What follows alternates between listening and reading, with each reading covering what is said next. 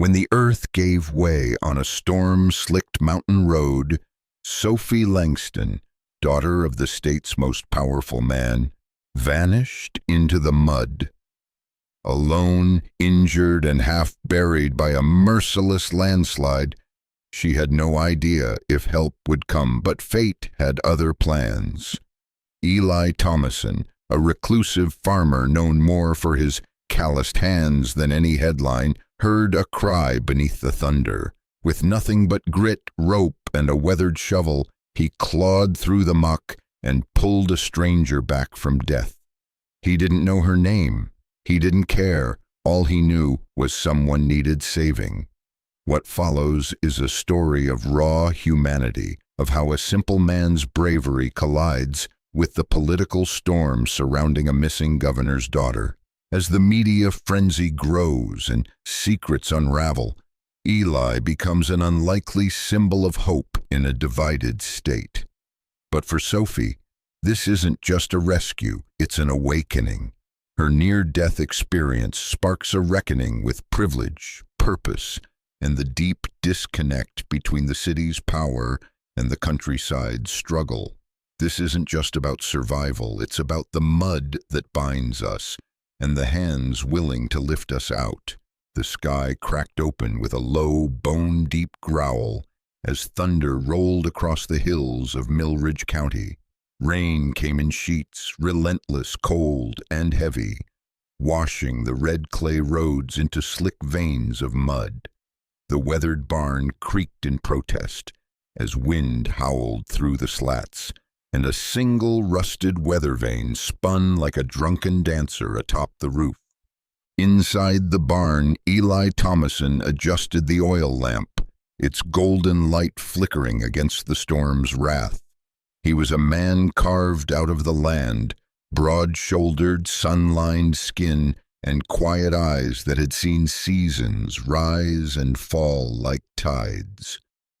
At 46, Eli wasn't a stranger to storms, but something about this one, it didn't feel right.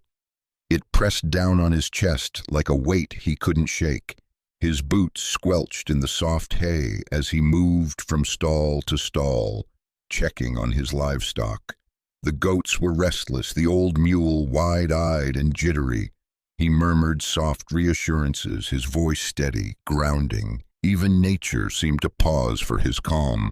Eli had lived alone on this patch of land since the accident took his wife 5 years ago.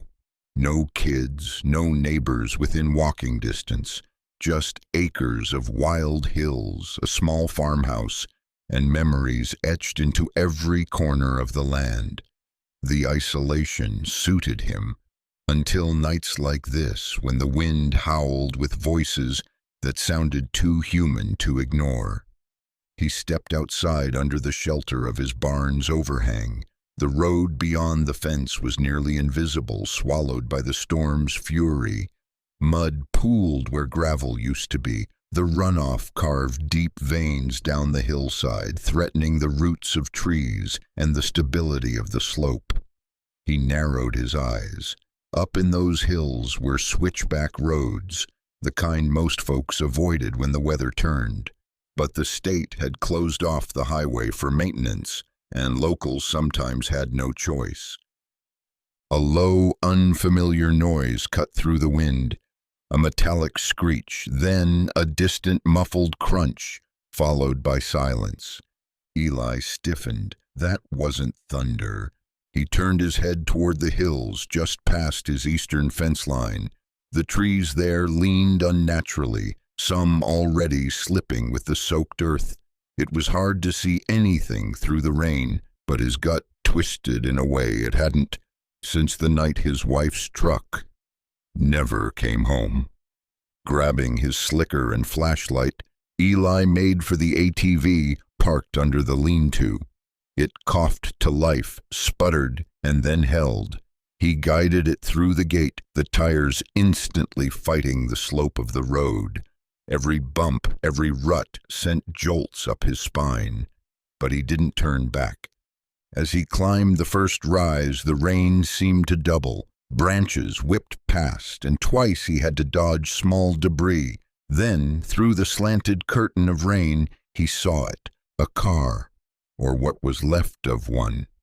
Half submerged in the mud, the vehicle had been swept off the road and into a gully. Only the tail lights were visible now, one still faintly glowing red like a wounded eye. The rest was buried beneath earth, rock, and shattered tree limbs.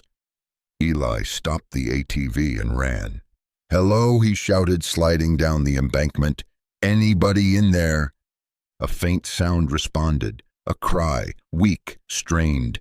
"Hold on," Eli yelled again, his heart pounding as he dug with his bare hands. Mud caked his arms to the elbows. The smell of rain, engine oil, and earth was thick. He found a window, broken. Reaching inside, he felt cloth, skin. "Can you hear me?" A breath, then a whisper. "Help, please." Eli gritted his teeth, rage and urgency rising in equal measure. He didn't know who this person was or what had brought them up here in such a storm, but none of that mattered. Someone was buried alive, and he was the only one here to save them. Sophie Langston had always believed she could handle herself. She wasn't the type to lean on her father's power. Being the daughter of Governor Langston meant people either groveled or recoiled, and Sophie hated both. That's why, whenever she could, she chose to leave the chauffeured SUVs behind and drive herself. This trip into the rural district of Millridge was supposed to be a low-profile outreach visit to meet with local environmentalists. No press, no bodyguards, just Sophie, a borrowed government sedan, and the winding mountain roads. But now, as dusk surrendered to night, the world was falling apart around her. Her tires skidded again as she turned into a steep curve. Rain pounded the windshield so hard the wipers were practically useless. Sophie gripped the wheel tighter, heart racing. She should have turned back an hour ago, but the GPS showed only 2 more miles to the cabin where she was staying. Then came the sound, a deep, thunderous crack. The road ahead groaned, the trees swayed violently, and her headlights caught the horror too late. The hillside was collapsing. With nowhere to turn and no time to stop, her vehicle lurched sideways. She screamed. Mud and debris slammed into the passenger side like a freight train. The car spun and tipped, the world tilting sharply as it slid downhill, crashing through underbrush and into darkness. Then silence. The world was still, except for the relentless rain hammering the wreck. Sophie was alive. She could feel pain in her ribs. Her leg trapped beneath the dashboard, glass in her hair. Panic rose like a tide, but she fought it down. Her phone was gone. Her chest tightened. Her mouth trembled as she shouted, "Help!" Her voice cracked into the void, muffled by the storm and the earth now encasing her car like a tomb. She tried the door. It didn't budge. Mud pressed in against the glass like a slow, choking flood. Her breathing turned shallow. Alone in the darkness, the realization settled. No one knew where she was. She was the daughter of the most powerful man in the state. But out here in the forgotten wilds of Millridge, that meant nothing. She closed her eyes and whispered to herself, "Someone has to find me." The rain had not let up. If anything, it had turned spiteful, an unrelenting deluge that seemed hell-bent on washing the entire countryside into the rivers below. Eli's arms were caked in mud, and his shirt clung to his chest, soaked through. He'd wedged a fallen tree branch under the crushed passenger door, using every ounce of strength to shift the debris. The car groaned in protest, metal bending with a sickening squeal. "Hang on in there," he called again, breathless. From inside, a faint response came. I'm stuck." The voice was female, weak but alert. That was something. Eli dropped to his knees beside the broken window. His flashlight cut through the rain and caught her eyes, wide, terrified, but alive. "I'm going to get you out. What's your name?" he asked, trying to keep her talking. Sophie, she gasped. "Sophie Langston." Eli blinked. The name was familiar, too familiar, but this wasn't the time. "All right, Sophie, I'm Eli. I need you to stay with me. Do you know if anything's broken?" "My leg's pinned. I can't move it," she whimpered, wincing. I can't feel it." Eli didn't hesitate. He fetched a small crowbar from his ATV and returned. Inch by inch, he pried the bent frame of the car away from the dash. The process was grueling. Mud made everything slippery. Twice he almost lost his grip. Finally, after what felt like an eternity, the door shifted open a few inches. It was enough. Eli reached inside, bracing her shoulders, and eased her upward. Sophie cried out in pain as her leg came free. She sagged into his arms, trembling. "It's okay. You're out. I've got you," he whispered, wrapping her in his rain jacket. She was shivering violently, shock setting in. Eli carried her up the embankment, boots sinking deep in the mud. Each step was a battle, but he didn't stop until he reached the ATV. He gently settled her across the back and secured her with a bungee cord. "I need you to hang on, Sophie," he said. "My place isn't far." She managed a faint nod. As the ATV roared back to life, Eli drove into the storm with a stranger in his arms and an uneasy feeling in his gut. The ride back to the farmhouse was brutal. The storm clawed at them from every direction. The ATV's tires churned through mud, fishtailing on sharp turns. Twice, Eli nearly lost control. But Sophie didn't scream. She didn't speak at all. Her head rested against his shoulder, eyes barely open. By the time they reached the barn, the oil lamp inside was nearly out. Eli kicked the door open with his heel and carried Sophie inside like a soldier returning from the front. He laid her gently on a pile of blankets and wrapped her in a tarp to keep the warmth in. Her lips were pale. She was soaked, shivering uncontrollably. Her ankle was clearly broken, twisted at a wrong angle and already swelling.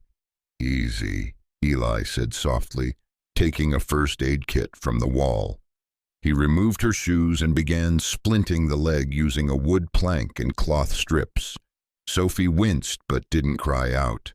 "You've done this before," she murmured. "Used to help the local vet," he replied, concentrating, "and patch up my own bones more than once. You saved my life." Eli didn't respond immediately. He was thinking about her name. Sophie Langston, the governor's daughter. That meant the news would be coming fast, and so would the wrong kind of people. "Let's worry about keeping you alive first," he said gently. "The rest can wait." Lightning lit the barn in white flashes. Thunder rolled across the hills like cannon fire. And in that quiet moment between strikes, Eli looked at the young woman he'd pulled from the earth and realized that this night was only the beginning. Warmth flickered from the old iron stove in the corner of the cabin, casting long shadows across the wooden walls. The fire hissed as raindrops slid down the stovepipe, hissing into steam. Eli kept glancing toward the girl on the cot beside the fire, wrapped in every blanket he could find. Her damp hair clung to her cheeks, and her breathing was shallow but steady. He'd checked her vitals twice and administered the painkillers sparingly. The swelling in her ankle was under control, but a bruise was forming across her ribs. That told him what he already suspected: internal bruising, possibly cracked ribs. She needed a hospital, but with the roads likely washed out and no cell service this far into the hills, it would be dawn before he could try getting help. Sophie stirred and moaned faintly. Her eyes opened slowly, flickering between confusion and recognition. "The farmer," she said groggily. "You're safe," Eli replied. "My name's Eli. You're in my home." Her eyes darted around the dimly lit room. Where's my phone? I had a bag." "It's buried. So is your car, or close to it. The road gave out. You're lucky you didn't go down the whole slope." She tried to sit up and winced. "My leg." "Broken," Eli said gently, "but clean. I splinted it the best I could." Sophie nodded, swallowing hard. Her composure was impressive for someone who'd nearly died in a landslide. "Thank you," she whispered. "You didn't have to help." Eli gave her a look. "Course I did." She studied him for a moment. There was no judgment in his expression, just the steady, no-nonsense calm of someone used to emergencies. That alone disarmed her more than any kindness could. They sat in silence for a while. Eli stirred something on the stove, a pot of soup made from potatoes, carrots, and broth. It wasn't gourmet, but it was hot and filling. He brought a bowl to her with a battered spoon. Sophie accepted it gratefully and took a few slow bites. "You live here alone?" Eli nodded. "My wife passed away a few years back. No kids. Just me, some goats, and a tractor with more attitude than sense." Sophie smiled faintly. "Sounds peaceful." "Most days," he said. "Not tonight." The silence stretched again. She was watching him, eyes half-lidded. "You know who I am," she said finally. "I do," Eli admitted. "Didn't at first, but you said your name." Sophie tensed slightly. "Are you going to call someone? The press? My father?" "When the phone lines work, I'll call emergency services," Eli replied evenly. "That's it." She let out a slow breath. "Thank you," she whispered. The wind rattled the windows again. Outside, the storm still raged, but inside the cabin, a fragile peace had settled. For the first time in hours, Sophie closed her eyes without fear. Governor Charles Langston stood in his private office at the Capitol building, staring out the rain-smeared window as his chief of staff relayed the situation in clipped, anxious tones. "She left the ranger station at 5 p.m., sir. The cabin she was staying at never confirmed arrival. Her last pinged location was on a back road near Millridge. Then her phone went offline." Langston turned, face tight. "And no one thought to track her sooner?" "She insisted on being alone, said she needed to see the damage firsthand, connect with voters in the storm-affected districts. Low profile, no security." "Damn it," Langston muttered, clenching his fists. "Why didn't someone override that?" The room fell quiet. Everyone knew better than to answer. By midnight, the missing persons report had leaked to local news outlets. Rumors swirled. Sophie had been kidnapped, she'd run away, she'd crashed, or worse. The governor's political opponents wasted no time capitalizing. Commentators questioned his priorities, some hinting that if rural infrastructure had been improved years ago, this wouldn't have happened. Langston brushed off the cameras and reporters with a hard glare. "We are deploying the National Guard, search and rescue teams, and air patrols at first light. My daughter is missing. That's not a headline. It's personal." But underneath the fury was a father unraveling. Back in his office, he stared at a photo on his desk. Sophie at 12 years old, holding a trout she'd caught on a father-daughter camping trip. She'd always been independent, brave to a fault. Wherever she was, he prayed she was still alive, and that someone out there was looking. By early morning, the rain had dwindled to a slow, mournful drizzle. The hills of Millridge were heavy with fog, and the damage was staggering. Trees uprooted, roads washed out. Entire slopes had collapsed into ditches. Inside the cabin, Sophie slept, while Eli moved quietly. He poured hot water into a basin, shaving with a cracked mirror hung by the window. The morning was calm, deceptively so. When he went to tidy up the space where he'd stashed her belongings, he found the small ID card nestled in a side pocket of her mud-soaked jacket. Eli froze. There was her photo, laminated and official. Sophia M. Langston, Environmental Policy Advisor, State of Willow Bend. The seal of the governor's office stared up at him like an accusation. He sat back on his heels, heart thudding. He'd guessed she was important. Now he knew she was state royalty, and that meant every decision from here on out came with strings. Sophie stirred behind him. Her eyes fluttered open as he stepped back toward the cot. "You didn't mention you worked directly for the governor," he said. She looked up sharply. "You found my ID." "I did." She sighed, sinking deeper into the blankets. "I didn't lie. You never asked." "You also didn't tell." Sophie's voice was quieter now. "If I had, would you have helped me?" Eli's jaw tightened. "Of course, but it would have changed things." "Exactly why I didn't say it." They looked at each other, an uneasy understanding forming between them. Eli glanced toward the window. "Roads are probably still blocked, but once they're clear, you'll have a whole army looking for you." "I know. Then we should get moving before someone else gets here first." Sophie nodded, sitting up slowly. "Eli." "Yeah." "Thank you for treating me like a person before you knew who I was." He gave her a long look. "Don't thank me yet. This mess is just getting started." The sun peeked over the drenched hills of Millridge, casting an eerie golden light on a world torn by the storm.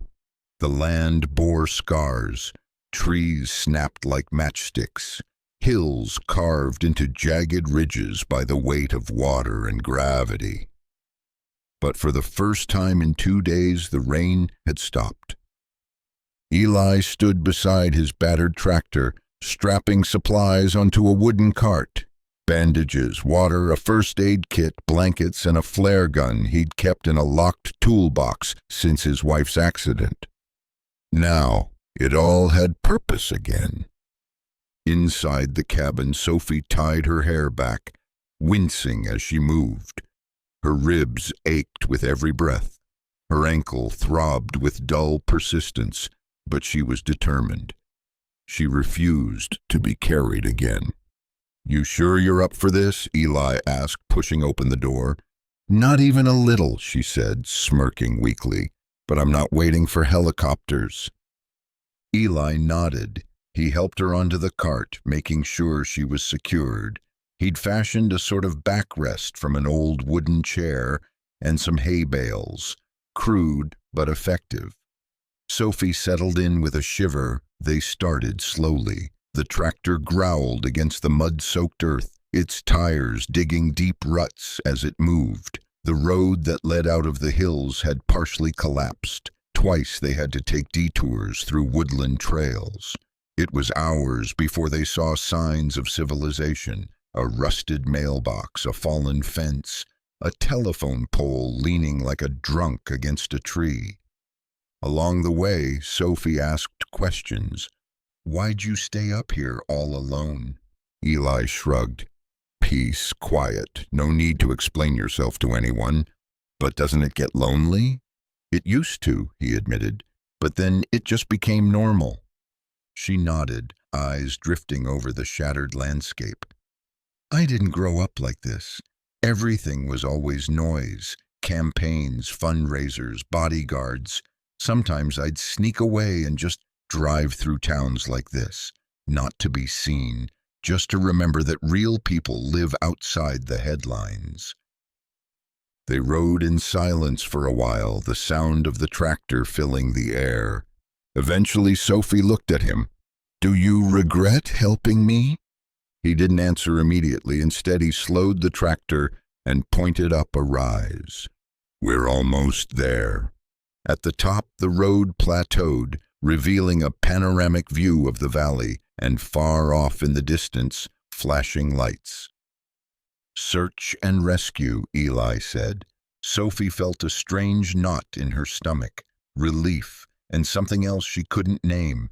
"This is where you get off," he said gently. The search team spotted them minutes later, 2 helicopters sweeping low over the valley, one of them tilting sharply to signal the ground crew. A rescue convoy arrived within the hour, led by a state trooper SUV and several paramedics who rushed to Sophie's side. "Miss Langston, can you hear me?" She nodded. "I'm okay, thanks to him." Reporters weren't far behind. Despite the media blackout, news had spread like wildfire. Cameras clicked, microphones appeared like mushrooms. Eli stepped back, half in shadow, watching it all unfold with quiet detachment. A black SUV pulled up, and Governor Langston emerged like a man possessed. He ran toward his daughter, eyes wild, suit soaked with sweat. Sophie braced herself as he embraced her tightly, clinging to her like he was still afraid she might vanish. "I thought I lost you," he whispered. "I'm here, Dad. I'm okay." His eyes moved past her to the man standing near the tractor. "You him?" he asked. Eli gave a short nod. "Yes, sir." Langston crossed to him, hand outstretched. "You saved my daughter. There's no way I can thank you enough." Eli hesitated, then shook his hand. "She's tougher than she looks." That drew a rare smile from the governor, but as the cameras rolled and the crowd thickened, Eli's discomfort grew. He stepped back, retreating toward his tractor. Sophie called after him, "Eli!" He turned. "Don't disappear yet." He gave her a small, tired smile. "Just giving the moment back to who it belongs to." The headlines came fast and loud. "Farmer saves governor's daughter in heroic landslide rescue." "Who is Eli Thomason, the reluctant hero from Millridge?" "Sophie Langston speaks out. He didn't care who I was, just that I was alive."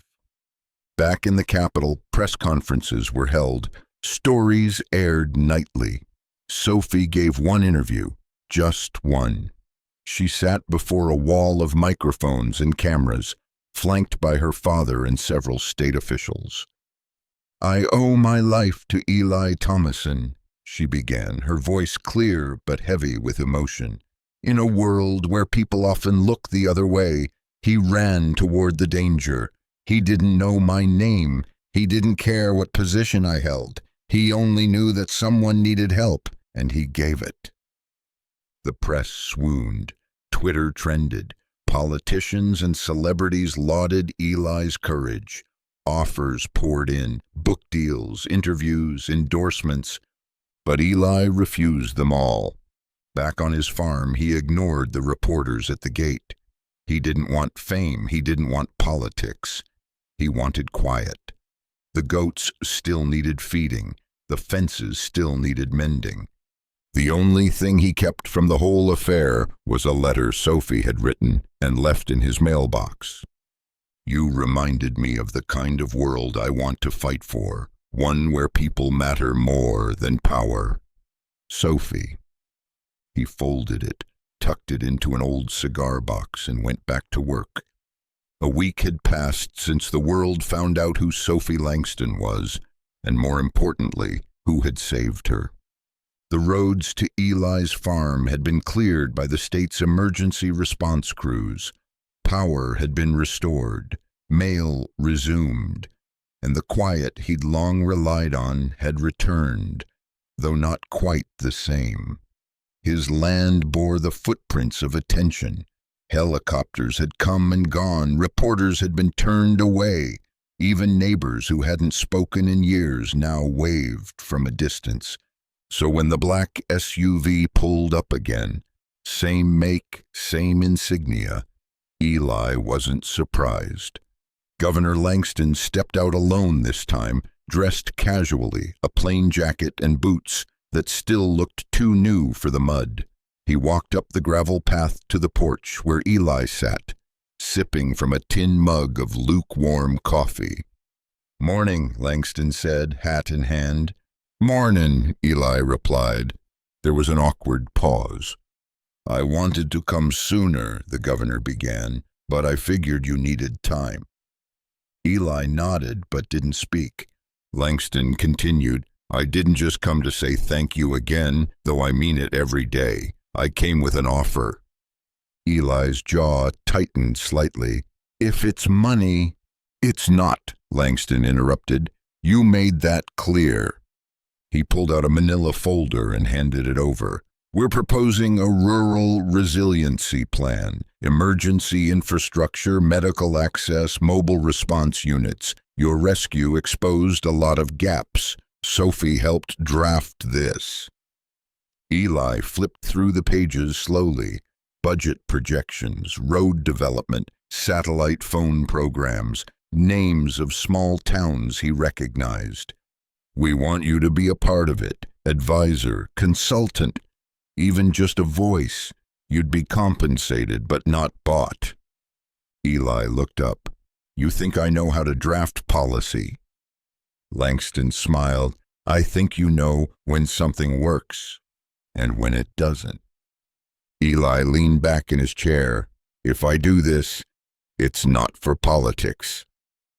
Langston nodded. "Understood." There was a pause.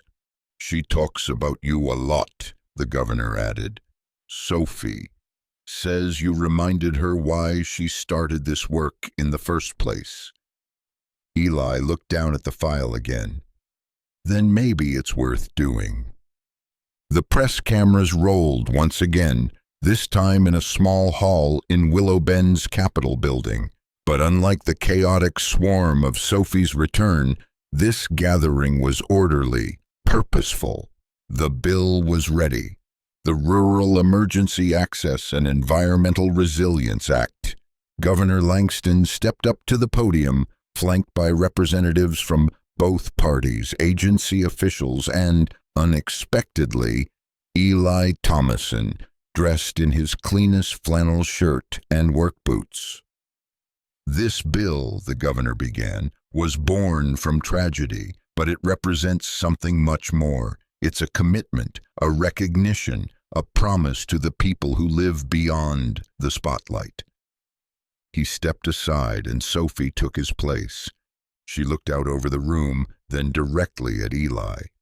"I almost died because the road wasn't maintained, because cell service didn't reach far enough, because someone thought my district wasn't worth the cost. But I lived, because someone didn't wait for permission to act."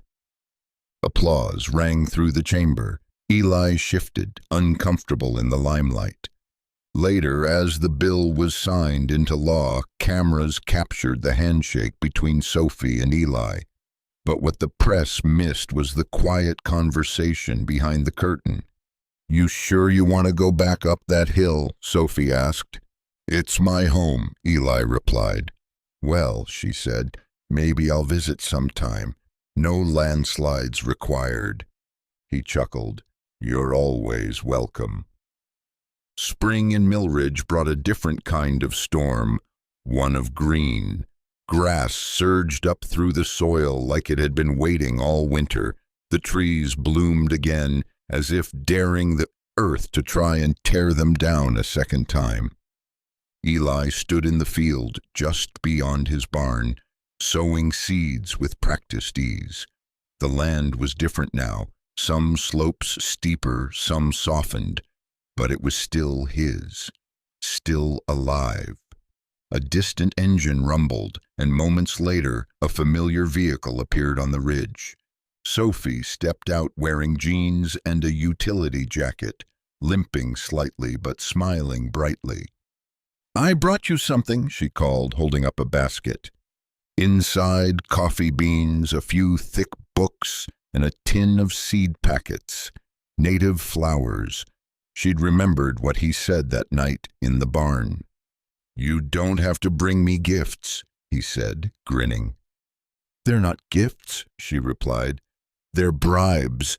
I need another crash course in fence mending." He laughed, motioning toward the fence line. "You hold the wire, I'll do the hammering." They worked together as the sun crested high. Conversation drifted from work to memories to future plans. She spoke of pilot programs in other rural districts. He spoke of rebuilding the footbridge over the creek. Eventually, she sat beside him on the porch, sipping coffee from the same tin mug he always used. "You ever think about leaving this place?" she asked softly. "Sometimes," he said. "Then I remember I don't need to leave to make a difference. Sometimes the world finds you right where you are." She nodded, thoughtful. "And you?" he asked. "I thought I wanted power," she said. "Now I think I want a purpose." They sat in silence as dusk fell, golden light washing over the hills. The world had shifted, but here in the quiet heart of Millridge, two lives had intertwined, across mud and loss and second chances. Eli reached into his pocket, pulled out her old ID card, mud-stained, faded. "I was going to toss this," he said, "but figured maybe you'd want to keep it. Reminder of where it started." Sophie smiled and slid it into her bag. "I won't forget." Neither would he.